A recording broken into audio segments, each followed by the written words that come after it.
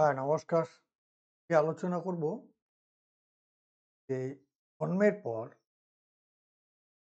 ছেলেদের বা জন্মের পর নবজাতকের যে হারা বা বিপদ, যেটাকে আমরা জ্যোতিষের ভাষায় রিষ্টি বলে থাকি, সেটা নিয়ে আজকে আলোচনা হবে। তো আলোচনার প্রথমেই শাস্ত্র অনুযায়ী যে নিয়ম বা রীতি রয়েছে সেটা আমি একটু বলে নিই। একটু স্ক্রিনের দিকে তাকান। এখানে আমি বৃত্ত বলে লিখে দিচ্ছি, অর্থাৎ বিশেষ যে রিষ্টি অঙ্গযোগ যদি থাকে, তাহলে আমি নিচে ১২টি লগ্ন ধরে যে সূত্রের আলোচনা করেছি সেটা কিন্তু কাটবে না। এটা গেল প্রথম কথা। দ্বিতীয়ত বলা হচ্ছে যে ১২ বৎসর পর্যন্ত কোনো শিশুর আয়ু বিচার না করাই ভালো।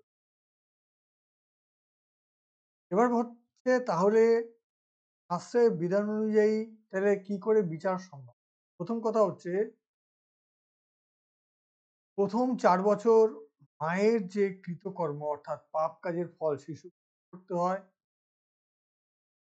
তারপরে পঞ্চম থেকে অষ্টম পিতার পাপকর্ম সেই সন্তানকে কিন্তু ভোগ করতে হয়। পঞ্চম থেকে অষ্টম। তারপরে সেই সন্তান যে নিজে পাপ করে, নিজ যে পাপ, সেই পাপ নবম থেকে দ্বাদশ বৎসর সেই জাতক পাপের ফল ভোগ করে।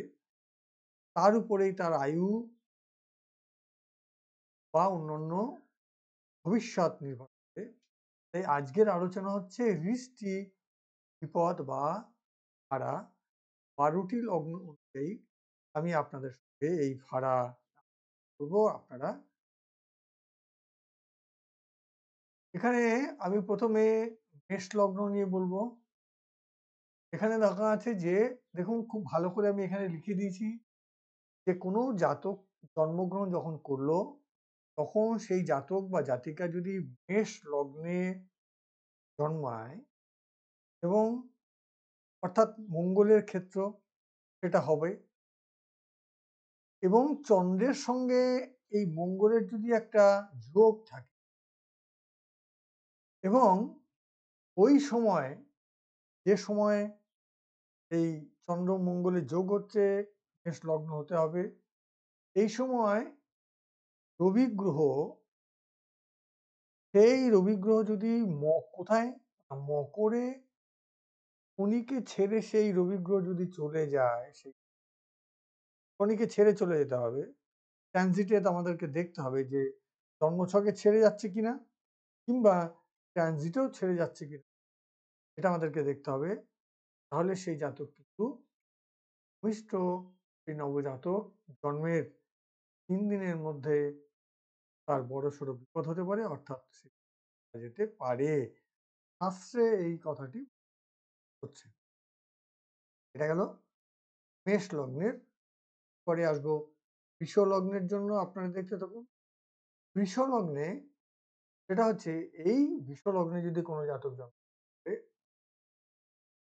যদি ষষ্ঠভাবে শনি এবং বৃহস্পতি থাকে, বৃষ লগ্নে জন্মগ্রহণ করলো, বৃষ লগ্ন থেকে ষষ্ঠ ভাব যা হবে সেখানে হবে।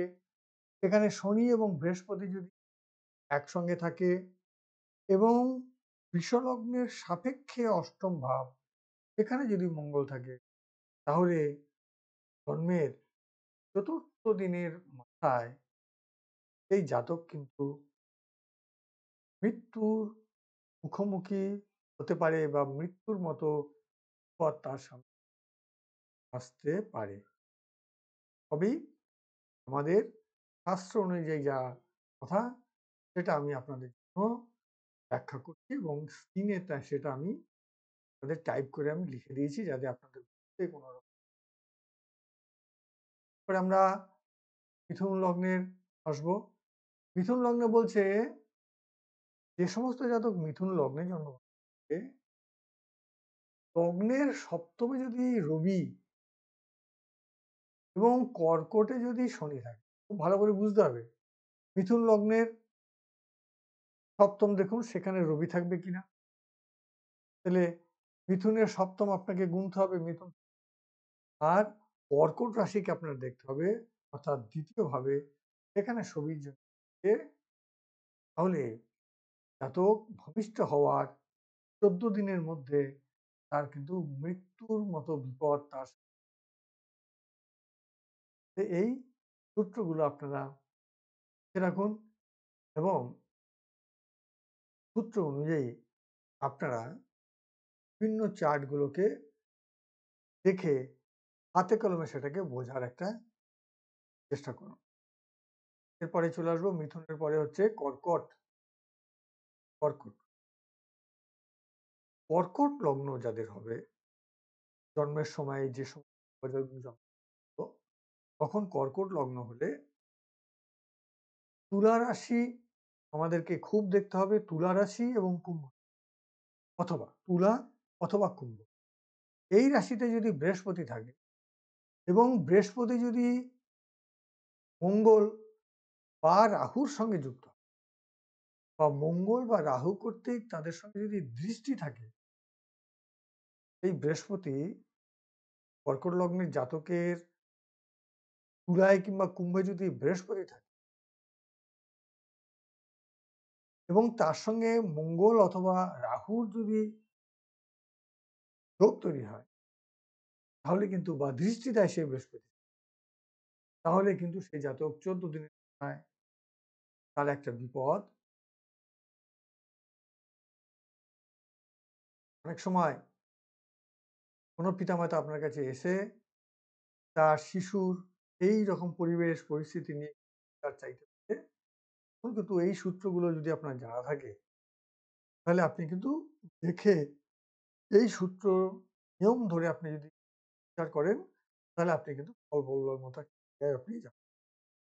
এরপরে হচ্ছে সিংহ লগ্ন। এই সিংহ লগ্নে যদি কোনো জাতকের হয় এবং চন্দ্র যদি সিংহ লগ্নে থাকে, চন্দ্রকে সিংহ লগ্নে থাকতে হবে এবং মকর রাশিতে শনিকে থাকতে হবে, মকর রাশিতে শনি। তাহলে সিংহ লগ্নের জাতকের জন্য চন্দ্রকে সিংহ রাশিতে থাকতে হবে এবং মকরে শনিকে থাকতে হবে। সেই শনি যদি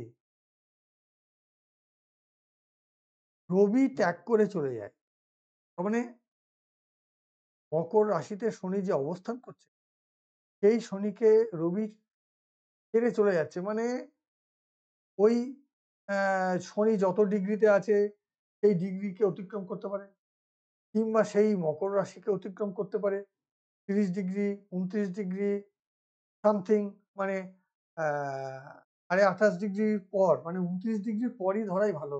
মানে 29 ডিগ্রি পর মানে হচ্ছে গিয়ে ছেড়ে চলে যাওয়াকে বোঝায়। ছেড়ে চলে যাওয়া মানে চলে যাচ্ছে আর কি। বা শনি যে ডিগ্রিতে মকর রাশিতে শনি দেখা গেল 15 ডিগ্রিতে, তাহলে 15 ডিগ্রি মানে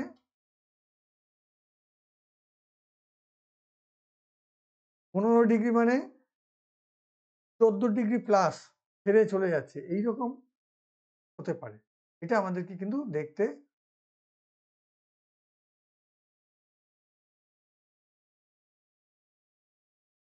এরপর আমরা কন্যা লগ্ন। কন্যা লগ্নে যাদের জন্ম, তাদের কন্যা লগ্নে যদি চন্দ্র থাকে, কন্যা লগ্নে যদি চন্দ্র থাকে এবং বৃহস্পতির কেন্দ্র মানে বৃহস্পতি থেকে কেন্দ্র গুনতে হবে। কোণ এবং কেন্দ্র দুটো আছে আপনারা জানেন, আমি আর এটা নিয়ে বলছি না। তাহলে বৃহস্পতির কেন্দ্রে যদি শনি থাকে, তাহলে কিন্তু এই শিশুর যেমন বিপদ, তেমনি জন্ম সময় তার মায়েরও কিন্তু বিপদ হতে পারে। এই জায়গাগুলো আমাদেরকে ভালো করে জাস্টিফাই করতে হবে বা দেখতে কিন্তু আমাদের এই জিনিসগুলো আমাদের কিন্তু বুঝতে হবে।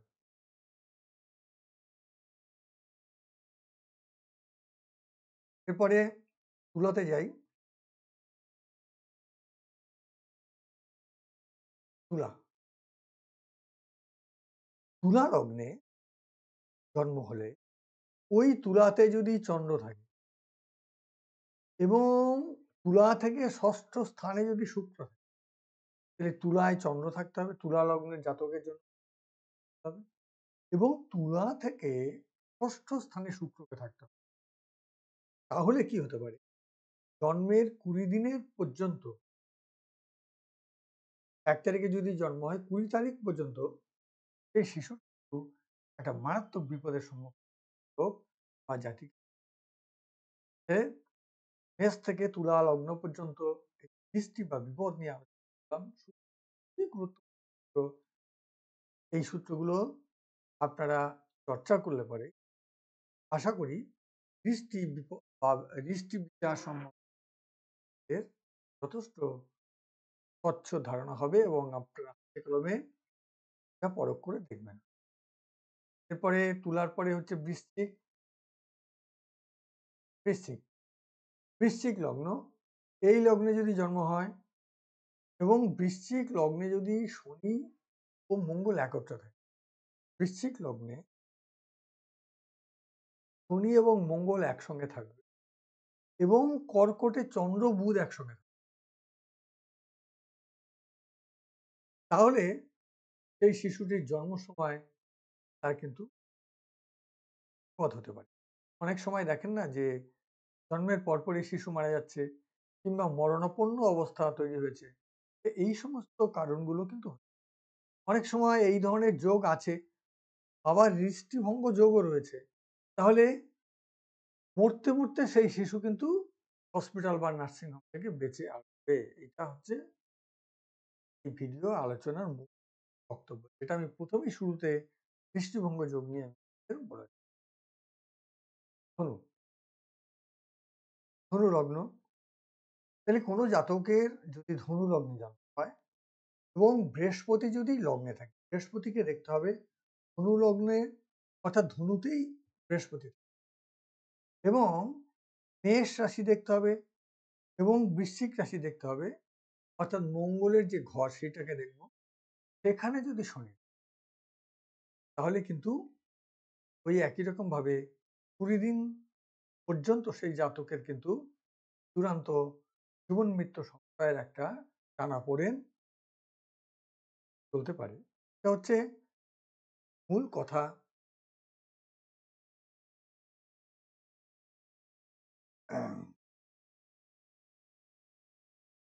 কোথাও বুঝতে অসুবিধা হলে আপনার কমেন্ট বক্সে লিখবেন। মকর, মকর লগ্ন যদি কোনো জাতক জন্মগ্রহণ করে এবং জাতকের জন্ম সময় বিপদ আছে কিনা সেটা দেখবার জন্য আমাদেরকে মেষ এবং সিংহ রাশি দেখতে, এই মেষ এবং সিংহ রাশিতে চন্দ্র এবং রবি একসঙ্গে যুক্ত রয়েছে কিনা এটা আমাদের দেখতে। যদি এইরকম কোনো যোগ আমরা দেখি, তাহলে শিশুটি জন্মের ১৬ দিনের মধ্যে তার কিন্তু একটা মারাত্মক ফাড়া বা বিপদ আমরা, ও দৃষ্টি শব্দের অর্থ হচ্ছে ফাড়া বা, এরপরে হচ্ছে কুম্ভ লগ্ন। কুম্ভ লগ্ন, এই কুম্ভ লগ্নে জন্ম সময় দেখে আমরা কুম্ভ লগ্ন যদি আমরা দেখতে পাই এবং এই কুম্ভ লগ্নে কোনো জাতক জন্মগ্রহণ করতে কন্যা এবং তুলা রাশি আমাদেরকে দেখবে, তুলা রাশি, সেখানে যদি শুক্র গ্রহকে আমরা দেখতে পাই, তাহলে শিশুটি শুধু নয়, শিশুটির মামারও কিন্তু সেই সময় একটা বিপদের সংকেত আমরা এখান থেকে পাই। তার মানে ওই সময় শিশুটির জন্মছক বিচার করে তার মামা বা মাতুল স্থানীয় কেউ যদি থাকে, তারও কিন্তু কোনো রকমের বিপদ আসন্ন, এটা কিন্তু আমরা এই চার্ট দেখে, উপজাতকের চার্ট দেখে আমরা বলতে পারি। এরপরে হচ্ছে দ্বাদশ রাশির লগ্নের ১২টি লগ্নের অন্তিম লগ্ন বা শেষ লগ্ন। মীন লগ্নে জন্মগ্রহণ করলে লগ্ন কিংবা বৃশ্চিক, চন্দ্র যুক্ত শনি, এটা আছে কিনা এটা আমাদেরকে দেখতে হবে। চন্দ্রযুক্ত শনি যদি থাকে মীন লগ্নের জাতকে, তাহলে আমাদের ধরে নেব সেই পদের আজকে ভিডিওটি এখানেই শেষ করছি।